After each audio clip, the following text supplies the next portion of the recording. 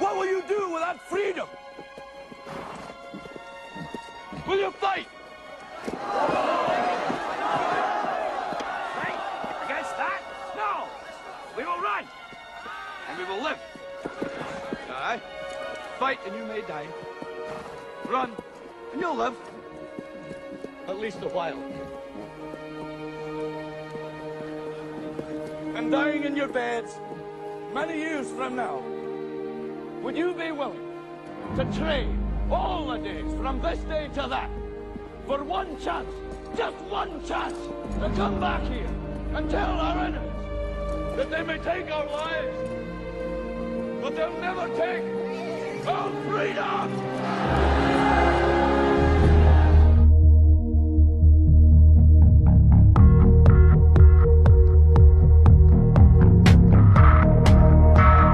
Welcome to End Time Talk Radio, where the truth is usually stranger than fiction.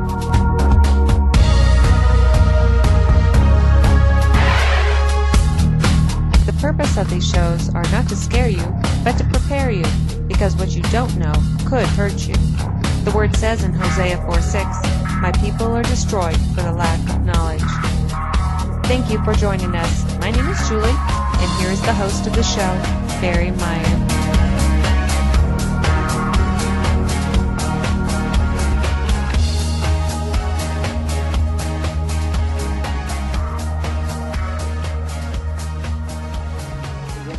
Talk where you have another great show. We have a guy down in Greeley, Colorado, and boy, you know what? I've been really finding about a lot of things about the Constitution that's really interesting that most people are not reading and understanding. And all I'm saying is that we need to understand what's going on in our government. And hey, by the way, before I forget, all those who live here in Cheyenne, Wyoming, or this area, next weekend at the Capitol from 1 to 3, we're having the Tea Party. Emily Hausner, which is actually county commissioner here in Cheyenne, Wyoming, is hitting that up. So, hey, if you're going to be around Cheyenne, Wyoming, it'll be 1 to 3 p.m. And, definitely you can look at the county's website and look up Emily Hausner. You can actually get his phone number that way and ask him if there's anything we can help with. So I definitely encourage you to be there. I'm looking at definitely being there, too. Now, hey, Geoff, how do you say your last name? Broughton. B-R-O-U-G-N. Okay. Hey, we have Geoff Broughton. Now, Jeff's going to be talking about the 10th Amendment, stuff with the federal government, the Bill of Rights. What we're going to have him do is we're going to have him share a little bit about himself and kind of let you know what he's working on and also future things that he's working on. So, Geoff, welcome to End Time Talk Radio. Thank you for having me. Thank you. Hey, you sound great on the Skype here.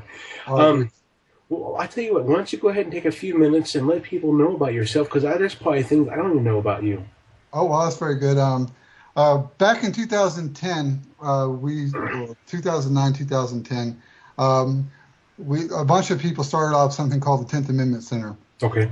And this is back probably when Obamacare was being rammed down our throats. And a lot of people, like the Tea Parties, were all starting up, and it was really kind of a conceptual thing of, hey, we need something to do. Mm-hmm. And having really kind of learned a lot about the Constitution, from previous years, I looked at that, and the 10th Amendment was really kind of what I thought the answer was, is that we could use the states to nullify bad laws, and I think that Obamacare qualifies as a bad law. Mm-hmm. So I joined, and I was the state coordinator for 2 years for Colorado. Okay. I went and testified on a few bills. I kind of left that because the state of Colorado, unfortunately for us, is a little blue. Yeah. And so I decided to take a step back from working at that level and work more local to try to change the color back to red so that we could go on and go through that strategy. But nullification, for people who haven't heard about it, look it up. It is the way that we're going to handcuff the federal Leviathan that's kind of choking us out right now. Do you think that nullification, as we go about, we know that the government is not obeying by the laws. They're just doing at whatever whim. How do we chain them? Because sometimes people may not understand exactly how that can go about. Okay, well, the concept is this. It's kind of like civil disobedience at the state level. Okay. The states just don't enforce the law. One of the recent examples of this was something called the Real ID Act. Mm-hmm. And that was passed, I've kind of lost all my facts about that. That was passed during the early part of the Bush years. Okay. And it was a thing that basically all these states had to reach certain federal guidelines for their IDs, or they would lose the ability of their citizens to get on airplanes. And we're talking, just high data storage on your disk, and it's the Real ID Act. They passed it under the auspices of controlling illegal immigration, but it's really about people control, because they're going to have all your information on an ID card. Wow. Now, this really wasn't civil disobedience on the states so much as that it was so expensive, the states simply just didn't do it. Yeah. And not very many of the states had done it, and the federal government said, okay, we'll just give you more time. Okay. So it really is, the concept is that the state really doesn't have an enforcement mechanism to enforce bad laws. The states have to kind of go along with it on their own, because that's really where the power resides. It's only the fact that we think that the federal government is supreme and we just do what they say. But the states really have a whole lot of power, and this has been kind of borne out where you see states fighting back against firearms. There's several states that have passed a Firearm Freedoms Act, which basically says, we don't accept any federal regulations over firearms in this state. Not necessarily a legalize it person, but several states have passed laws legalizing marijuana. So it's really just civil disobedience at the state level. And the idea is that if the law is unjust, the states aren't compelled to follow an unjust law. If the law is unconstitutional, the federal government only has the authority to pass constitutional laws. If that law is not constitutional, they don't really have an obligation to follow it. Okay. I guess right now, as it is, people are kind of scared because we've lived our life shopping and doing everything else, and now we're being called upon to take a stand. And that's kind of a hard thing for people to do, because they have never really understood how to take a stand, nor do they understand the foundation that they can take a stand on. Correct. And a lot of people won't. That's kind of the human nature, is that we'll probably be the minority of people that stand up. Yeah. And if that minority is successful, then everybody will reap the benefits of it. But probably the most important thing for everybody to understand is that, there are rights, and the rights are inalienable. They're not gifts of government. They're inalienable. Yeah. And you cannot be separated by those rights and still be free. Yeah. So you can pretend that you're free, but if you don't have the liberty to exercise those rights, you're not really free. Yeah. And there will be people out there that just refuse to live and not be free. And it's kind of in our DNA, is that, there's just this rowdy bunch of us that says, hey, we're free, we're born free, we're going to die free. Mm-hmm. And that's what it comes down to. And so something like the Affordable Health Care Act, or Obamacare, the idea that the government can force you into commerce, they can't do that and have you be free. They're mutually exclusive. Yeah. So, it will be everybody's decision. Anybody who's listening, you have to choose, what is it worth to you? Because it's not going to be comfortable to stand up to this. You're not going to be able to do it comfortably. There's not going to be an easy way out of this. You're going to have to stand up, and there's a whole lot of people who feel like they deserve the power that they have, and you're either going to allow them to keep that power, or you're going to say, no, you don't have it. And that's really what it comes up to. Hopefully they'll find the courage. Yeah, Stephen and Stan Grant, they've really helped me, myself, in having courage to speak up. Because, Geoff, I'll tell you what, up until within the last 6 months, 8 months, I never had the nerve to call the local radio station and voice my opinion and my voice of what is currently going on. And, I'm getting better at it. not so nervous. You know how that can be. Mhm. And so, I think it starts there, speaking your voice, and then, of course, then God will have you move on. I'm really hoping that next Saturday when I have the tea party, I have to go down there with my microphone and also with a camera and actually do like a news report type thing where I actually maybe can get some interviews, maybe can take some pictures and throw it on YouTube and say, hey, this is our tea party in Cheyenne, Wyoming. Yeah. I think that the rumors of the death of the Tea Party are greatly exaggerated. That spirit's still there. Unfortunately, our nation's becoming more divided, not more united. Mm-hmm. So it's going to be a fight. We're going to have a battle over the soul of this nation. One side's going to win and one side's going to lose. That's where the Bible talks about that. We're going to have a separation of even family members. And I know, Geoff, that even in my own family, of course, my wife and I, we're together. We're like, we're two fingers crossed over. We're together. But I do have family members outside of my marriage that we do disagree. We think things differently. And it's not scary, but you're just like, well, I guess that's why God is bringing other people in my life to help me stand. Yep. I think every one of us is in that same situation. We all have at least one person, and most of us have more than one, that will look at us kind of, like a dog with a new dish with their head cocked over. Are you okay? I'm sure they pictured me sitting in my basement with a tinfoil hat on, watching out for drones or something. But there's one thing, and I know that you and I, attend the same church in Greeley. Yeah. I really hope that the people in your audience, there is a peace that surpasses all understanding when you understand that God's actually in control. Yeah. And you can have the peace of God over this battle, and then stand up and understand that God's going to win. Yeah. And it's not important whether or not God's on your side. It's important that you're on God's side. Mm-hmm. So that would be just the one thing I could hope for everybody that's in this battle.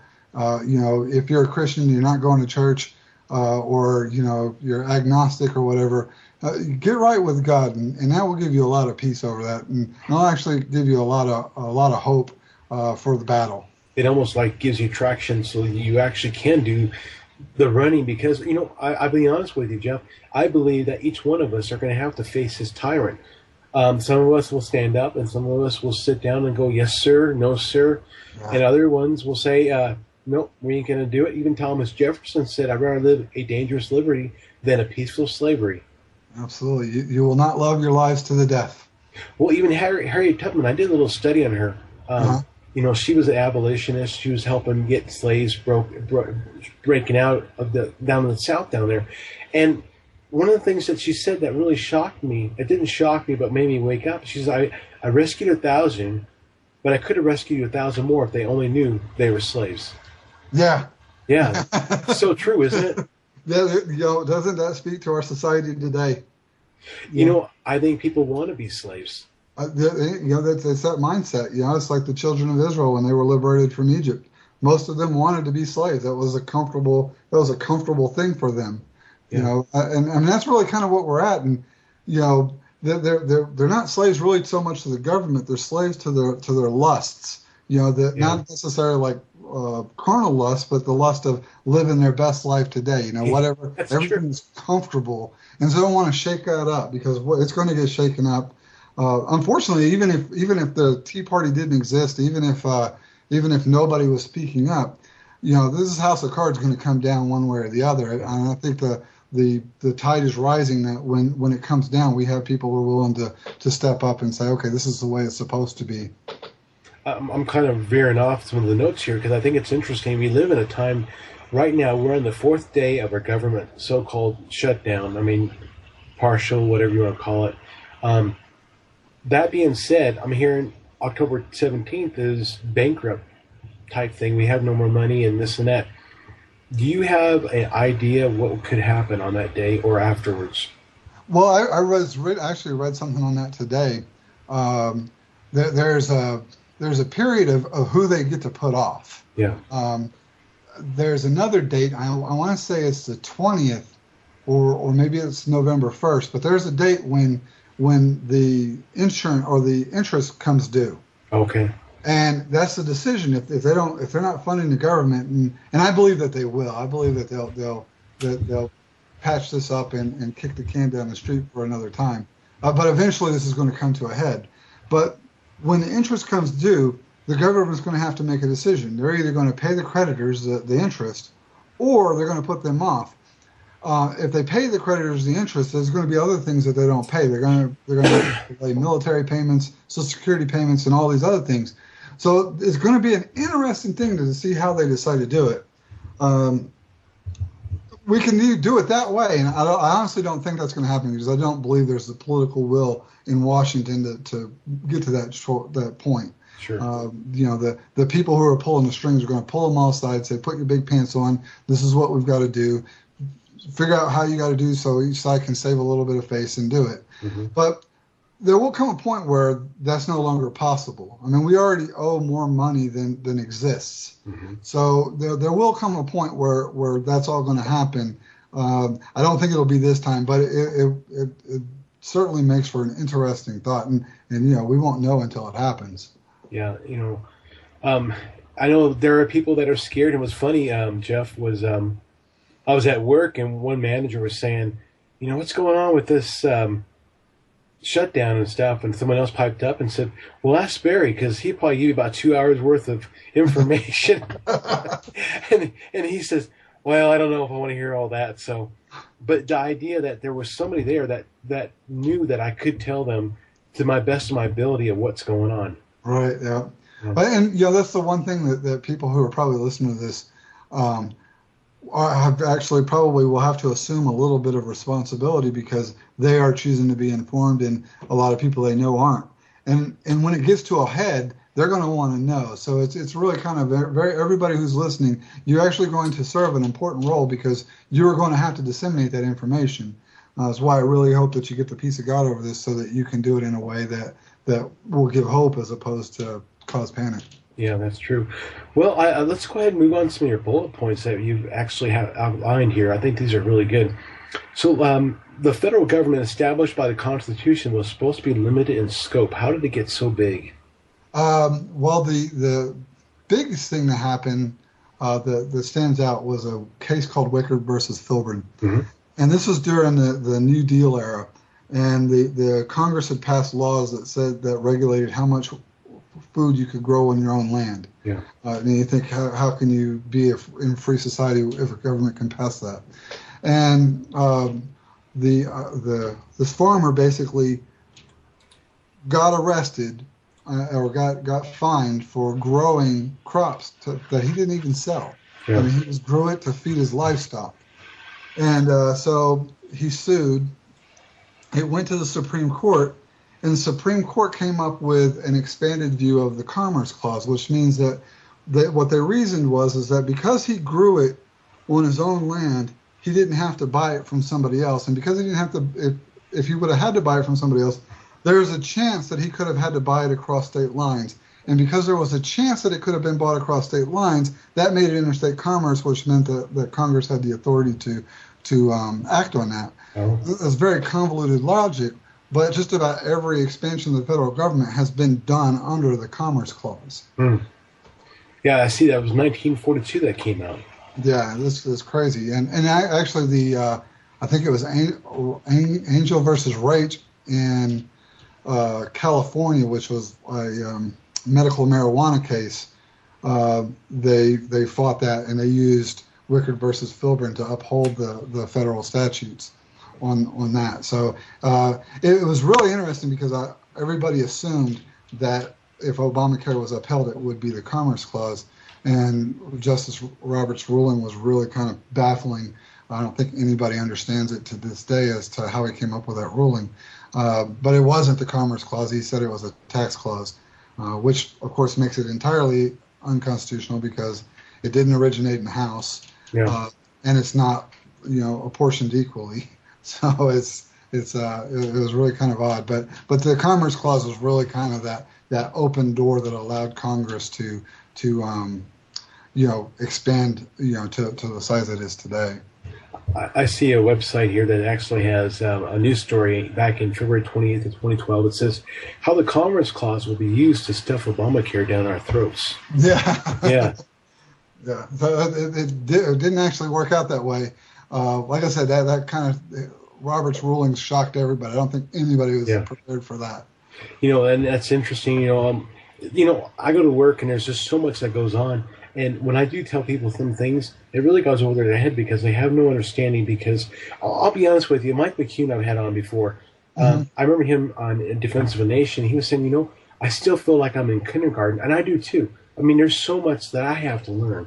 I mean, look at Pastor and Stan. I mean, my gosh, you can ask them something, and they can probably sit there for 5 minutes and give you all this stuff without notes or paper. Right. And it'll be on both sides. It'll be constitutional, but it'll also be biblical too. Right. Well, the idea, and I happen to believe that the Constitution was written on biblical principles, and I think that's when we get to it later on, that's actually what I'm working on now is to get away from some of this issues-based rhetoric and get back to principles, because when you understand and explain things, even to the left, and you break it down to principles, it really takes all the emotion out of the argument, and they really can't come up with an answer.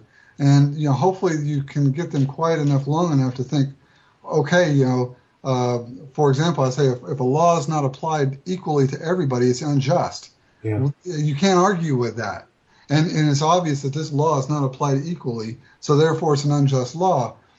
There's really no argument to that. There's no argument that they can make. All they can really do is go to partisan bickering and to these talking points. Yeah. That's a very, very, very good point. I had a lot of conversations with Stan and Steve on biblical applications in the Constitution. One of the things that people may not understand, but I think if we bring up a biblical idea on things, I think it'll give people a basic understanding. And what I mean by that is, you got the Ten Commandments, and what did the Pharisees and Sadducees do? They added onto it all these different things. Whether you broke a kernel of grain off the wheat, you were considered a sin, and that was awful. Or if you went and rescued your donkey, and all these different things, and that's what kind of basically has happened to our Constitution. You have a basic Constitution, but these so-called politicians have added to it so much that no longer does it even mean what the Constitution says.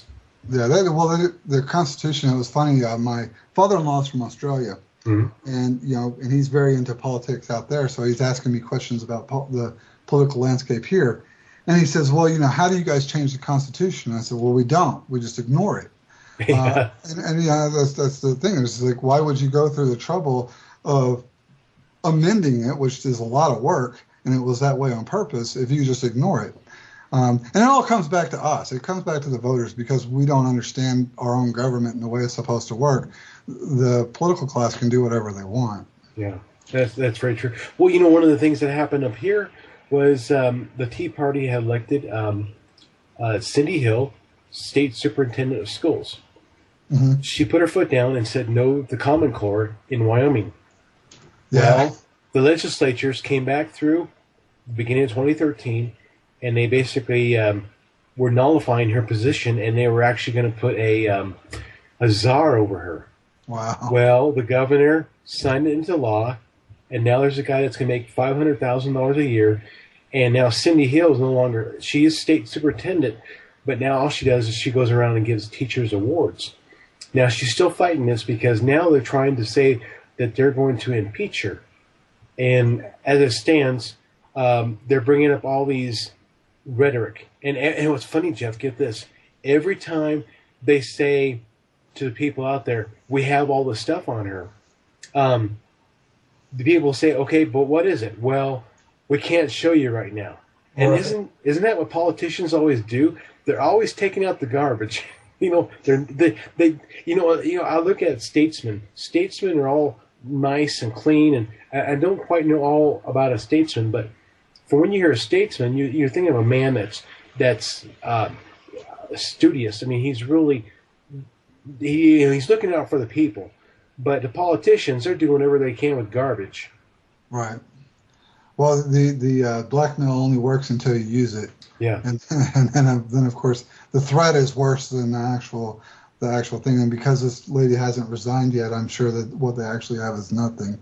That's true. Because if they had something, she probably would have resigned. That's the way that usually works. Well, yeah, it was so funny because one of the state legislatures from Gillette, Wyoming, wanted her to give all this information.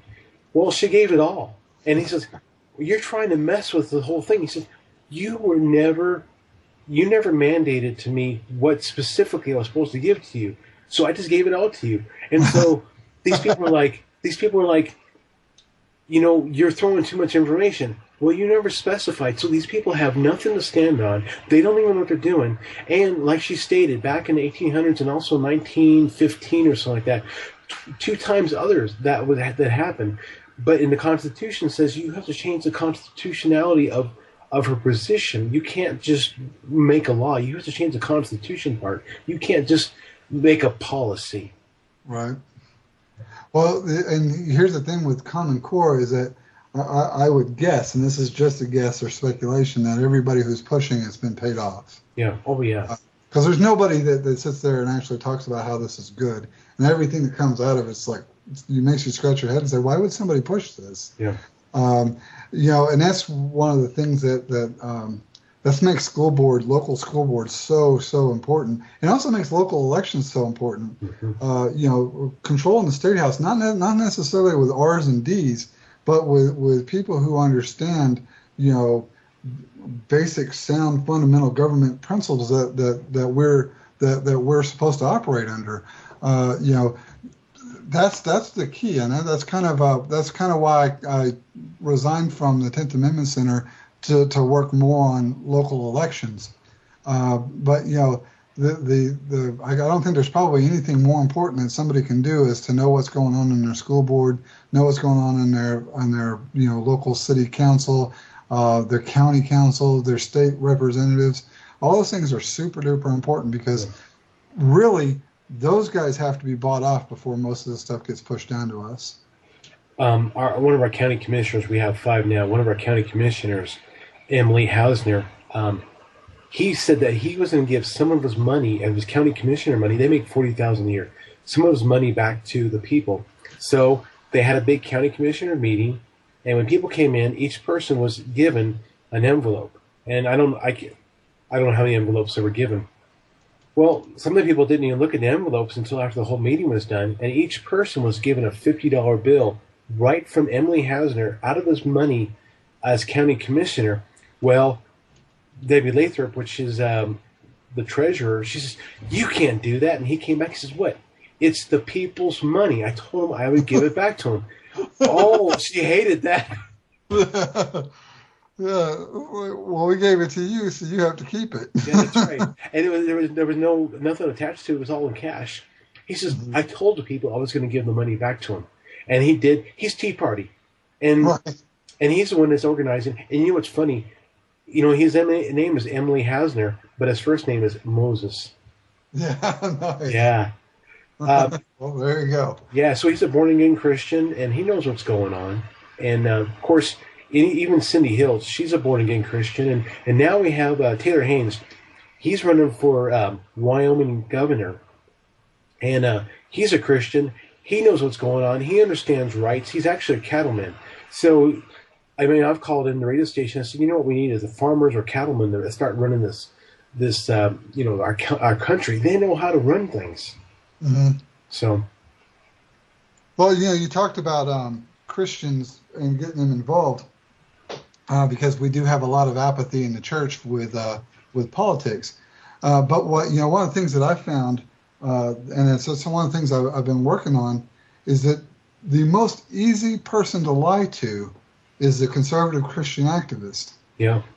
And given the fact that politicians will say what they need to say to get elected, and the easiest person that I've found since I've been involved in politics is the Christian activist. It's crazy. And the reason for that, I believe, is because we've replaced thinking and discernment with feeling. Everything is emotion based. Yeah. It's in our culture. I don't know, exactly how old you are, but it seemed like we're close to the same age. Yeah. I grew up in Star Wars, right? Oh yeah, yeah. And what did you hear in Star Wars? Trust your feelings. That's right. And in your Hallmark cards, follow your heart. Yeah. But the Bible says that the heart is wicked. Yeah. And and it also says trust not on your own understanding. The world is pushing this mantra that we have swallowed that everything's emotion based. That's why a lot of the arguments are emotion based. It's like, this is not fair that this is happening. It's not fair that this is happening. I'll ask you this: have you ever gotten this? You can't force your views on everybody else. Oh yeah, that's true. I've heard that. Yeah. Well, the thing is, though, is that is a view in itself, and they're forcing that view onto you. It's internally inconsistent. You can't say that you can't force your views on somebody else, because that is a view that you're attempting to force onto others. Mm-hmm. They're violating their own precept. Or there are the whole idea that morality is relevant, that there's no absolute truth, but that's an absolute statement. Mm-hmm. So that falls apart too. So we've kind of got to get back to understanding how to actually think and hear not just what they're saying, how it affects our emotions, but actually what they're saying. Yeah. Me and a friend of mine played this thing called, we had a little bingo game, and we put on all these phrases, these phrases that politicians like to use, like family values, yeah, or Constitution, and they were just really empty phrases that politicians throw out there to try to get people on their side. Mm-hmm. When you ask them direct questions, then they get a little bit fuzzy and they don't want to answer a direct question, so then they throw out one of these little platitudes. And if you're not discerning, if you're not listening, and you hear the platitude attaches to the emotion, and that makes it easy to buy the lie. Yeah. So, and that's one thing I say is that as we learn how to think again, we'll learn how to see this and discern for ourselves. That's true. Like you said with the church, I have to actually say, Geoff, that with Pastor Stephen, Grant, and also Stan, they've given me more of a foundation than I ever have in most churches. And I'm not trying to dog most churches, but you kind of get around and see things.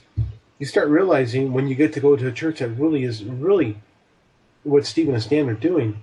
You really start looking and going, wait a second here, we've lost so much, and we're just been taught cupcakes type stories in the church lately. Yeah, well, because we've turned God into a candy machine, yeah, that's here to serve us, when actually we're supposed to be serving Him. And that's I think it's odd because in a lot of small churches, and Destiny's kind of opposite of a lot of small churches, you're going to see primarily women. Oh yeah. In Destiny, though, you'll see primarily men, and that's because Pastor Grant preaches strength. He preaches action. He preaches, being involved, as opposed to, just let's love everybody. Yeah.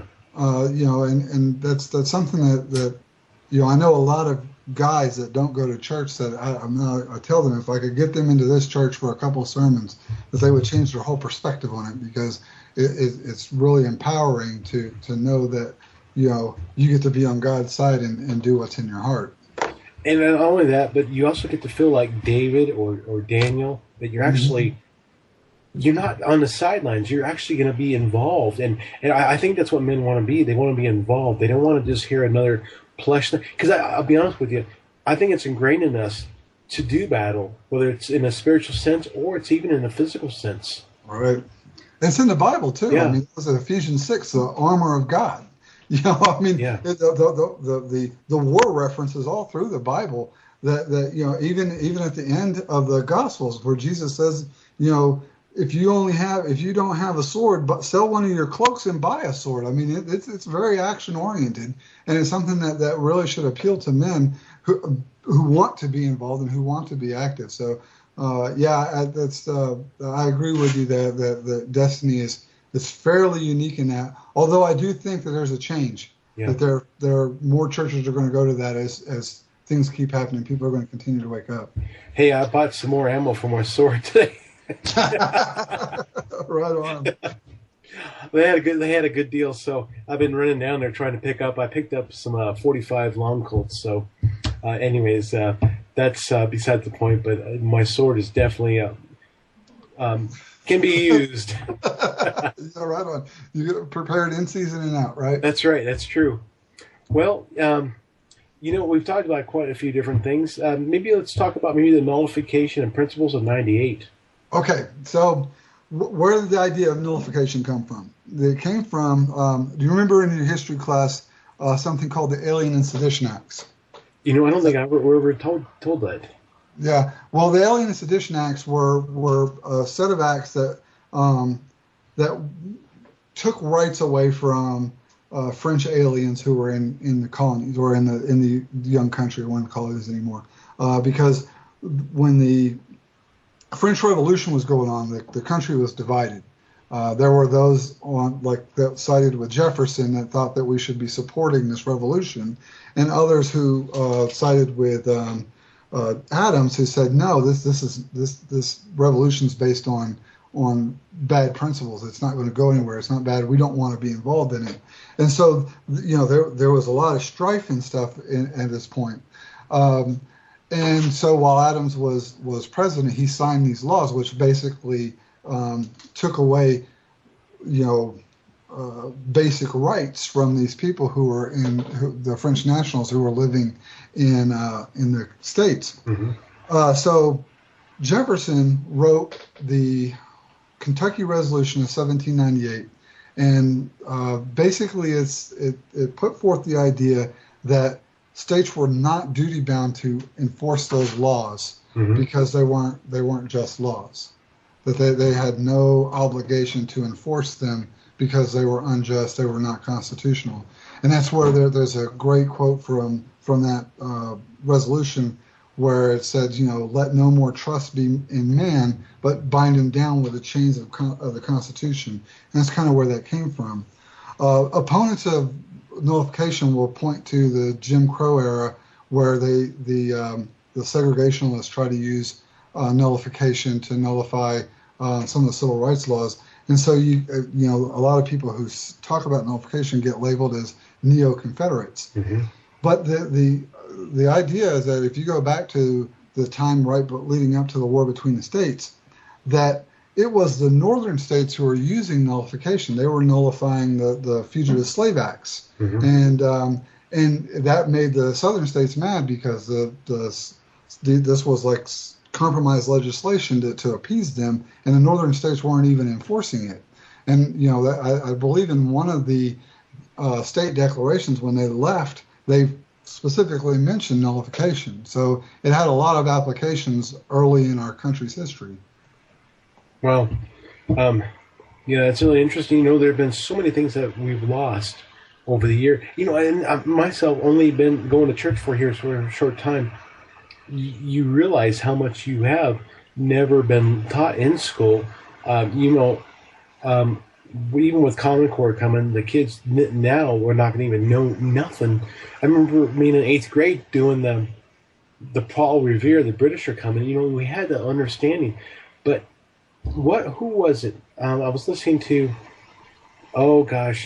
this one radio show, and they were talking about how there was one man that was only 12 years old, and he was actually a diplomat for the United States for a foreign country. I don't remember. Yeah, which. It was John Quincy Adams. Yeah, and he became president. Yeah, and they were talking about how people that were like in 8th grade back in the pioneers days, these people knew so much.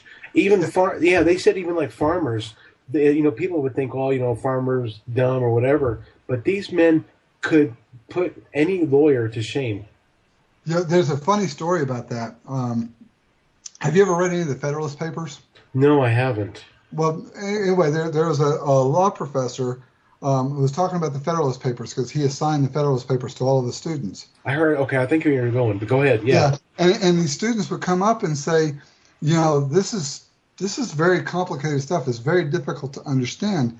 And the professor looked at him and smiled and says, well, this was written for farmers back in the late 1700s, so it's understandable that you don't understand. When you reach their educational level, then you'll be able to get it. Yeah. And these were law students. The the dumbing down of our culture and is pretty complete. And it comes down to not really so much head knowledge. It's just, we no longer know how to think. The schools have now become areas where you're indoctrinated into society, and you're no longer taught critical thinking skills. So that's really kind of the big issue, and I think that's why you're seeing the homeschool movement take off so much is for that. Parents are recognizing that their kids are not being educated. I find that very often, even on my job. If something comes up, everybody thinks exactly the same. No one comes up with a different, complete idea. It's always exactly the same thing. And with that, when I'm at work, I will listen to, Stephen and Stan talk about things on my MP3 player, listen to different talk shows. But, it always gets me at work. These guys will listen to the same rock station, the same rock song. And I've been there, for 12 years. So, this song has been played maybe twice a day. Every day, 5 times a week, and then of course all these years and stuff like that, and they never get nothing out of it, and they just have the same rock and roll and stuff, and they don't have no critical thinking, Geoff, and that's very true. And I mean that's even true of a lot of activists. I mean, that we're guilty of that as well, and it's kind of one of the things that we have to do. Even if the rest of society doesn't, if we're involved in this fight, we have to learn how to think. And really kind of just apply logic to the different issues, and you'll see things a lot differently. And you've got to be really careful about listening to talk radio and stuff, because sometimes you'll get information, but sometimes you're getting opinions. Mm-hmm. And that's where critical thinking really comes into play, to be able to discern when they're advocating an opinion or they're giving information. Sure. So that's real cautionary tale, is to not get tied into one person and what they think, because they may not be right on everything. Generally, most people aren't. Yeah, there's some guys up in Minnesota. They're called the Sons of Liberty. And they talk exactly the same thing as Stephen and Stan, or even like you're talking. They'll say stuff, and that's where, like with Harriet Tubman, I never knew nothing about her, but I heard it from them. And so then I went and learned some things about her. Well, even I learned about the head of the Salvation Army. His wife said, we need to stir things up now to change our future. I mean, I'm hearing this stuff. And so I'm learning these things, and so I can go on the radio show and throw it out in my own way of thinking, and and like Pastor said, when you're doing that, you're making other people think. Right. And also, just if you trust the Holy Spirit, God gives you a word, just take that word and step out in faith, and let the Holy Spirit kind of take over and do the speaking for you. That's when it gets really powerful. And that's really exciting, because then you're not. I might take a note, and then I'll call up the radio show and say, hey, this and that, and have a conversation with them. And it's really pretty cool, because you get to say stuff that, even like Chuck Baldwin, he had a really great thing why Christian pastors won't stand up. He said, too many of them we have are CEOs. They're not being total shepherds of the sheep. Yep. Well, there's somebody, it might have been Chuck Baldwin, I'm a big fan of his. Somebody had a thing where it compared the person that's hired to tend the sheep and the shepherd who owns the sheep. Mm-hmm. And a lot of pastors have basically, they've been hired, and they're not going to look out for the sheep the same way as the shepherd who owns the sheep looks out for them.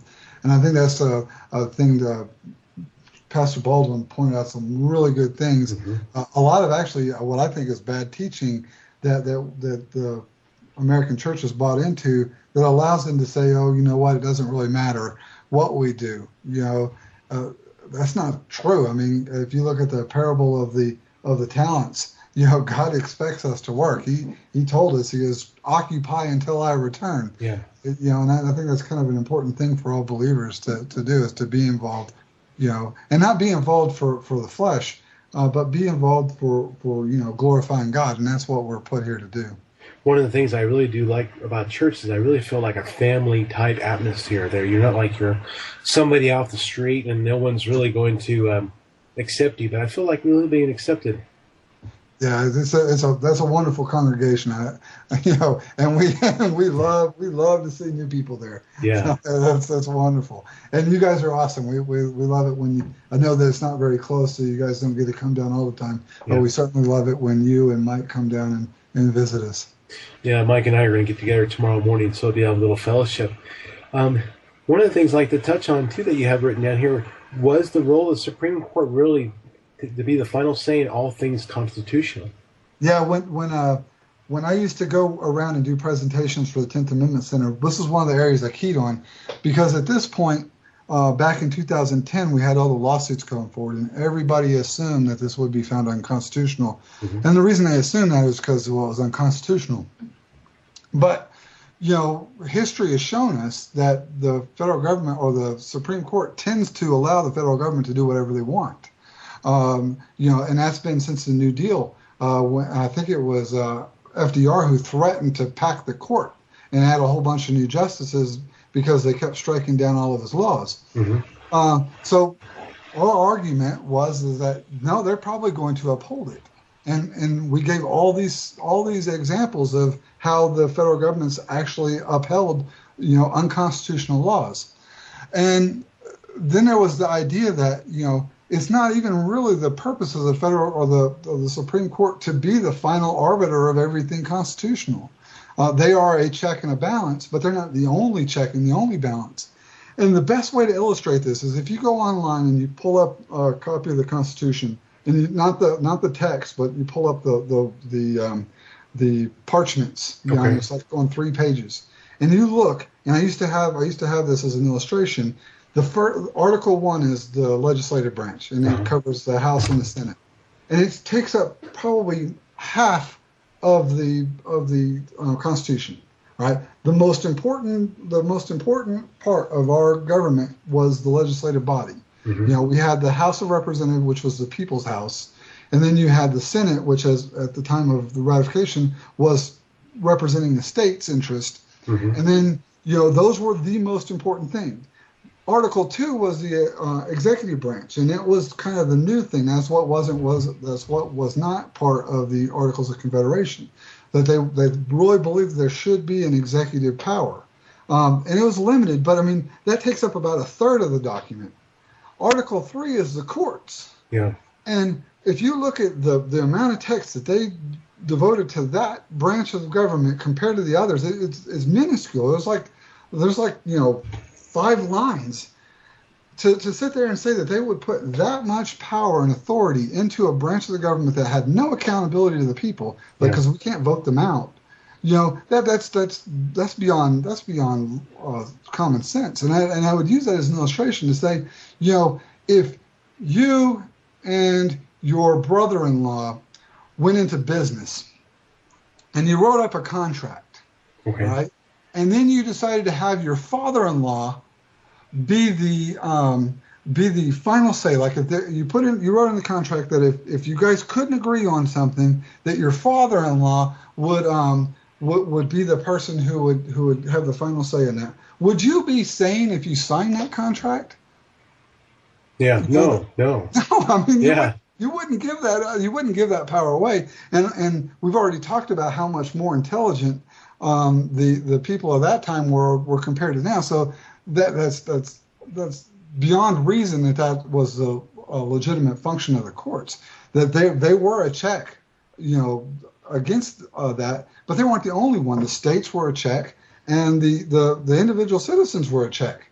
That's how it's all worked, and that's all in the biblical precept that men are not to be trusted with absolute power. That we divide out the power and we put checks and balances in there because we're not capable of having that power without abusing it in general. So that was really kind of the idea that the Supreme Court was never really supposed to be the final say. And, unfortunately, most of the conservative movement at that time was satisfied with letting it go through the courts, and we lost. Yeah. And now that took a couple of years, and now we don't have very much time. Actually, it's too late for this law. There's really nothing we can do about it now. But that was the point in trying to show people that no, that it's really kind of a illogical thing for us to accept that that the courts are the final answer. Because we let them be the final answer, we're kind of stuck with what that answer was. You know, it's amazing how God used these men. God, you know, Geoff, I can't even comprehend how much knowledge these men had. I mean, we've been dumbed down so much that these men were so wise beyond anything we could even comprehend. I mean, what do you think George Washington or Thomas Jefferson would say to us now? I mean, the things that we do not know, what do you think they would endow us with? Well, I'm not really sure, but I kind of think that we get the government we deserve. Yeah. That we truly do. I mean, that was a revolution based on the fact that they did not believe that the laws that Parliament was passing could be passed against free men. Mm-hmm. It wasn't that it was a tax, and it wasn't even that they had no representation. It was the method of which these things were happening. They looked at that as tyranny, and what we're living under right now is tyranny. It's naked tyranny. And I'm not talking partisanship. I mean, there's a political class and then there's us. Yeah. We're accepting it, and as long as we accept it, that's what we're going to get. Hopefully, we will come to a point where people no longer accept it. And it may take a giant reset button with maybe the economy collapsing or things continuing to progress. Mm-hmm. I happen to have a lot of hope. Even though I don't see a political way out of this, I happen to have a lot of hope for this country because I do see things like the Tea Party where people are starting to get it. I pray for these people to get into a good Bible-believing church so that they can have a foundation for their feelings. I think that there's definitely an awakening, so to speak. That's one thing with the Tea Party I do see, and those out that kind of skirm around it or kind of surround it, that kind of come in and kind of come out. I see a core of dedicated Christians that are really in this. But I also see people that are kind of mediocre.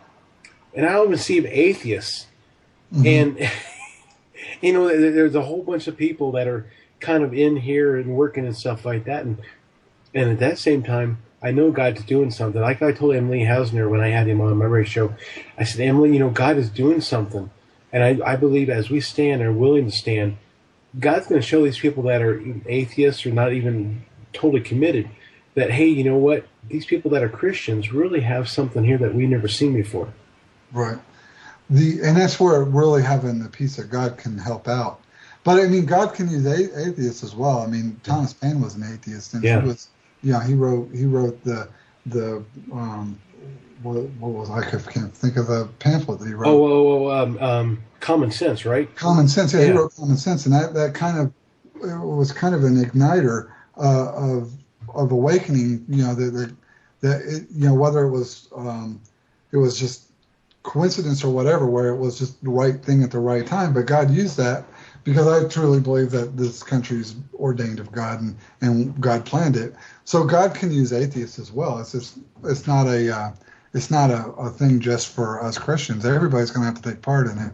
And the atheists get to be blessed. When God blesses this nation, the atheists get to be blessed right along with us. Yeah. And then, hopefully the Holy Spirit will touch their hearts and soften them and bring them to glory. But just because somebody doesn't believe the way I believe doesn't mean that they can't be useful in the fight.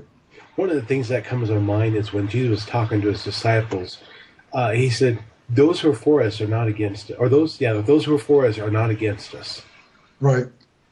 And I really kind of like that because, you can have people in your camp that maybe not totally committed, but they're for you in the same morals. That can be an atheist, but the morality, they're right in the heart. They just don't know Christ. Right. And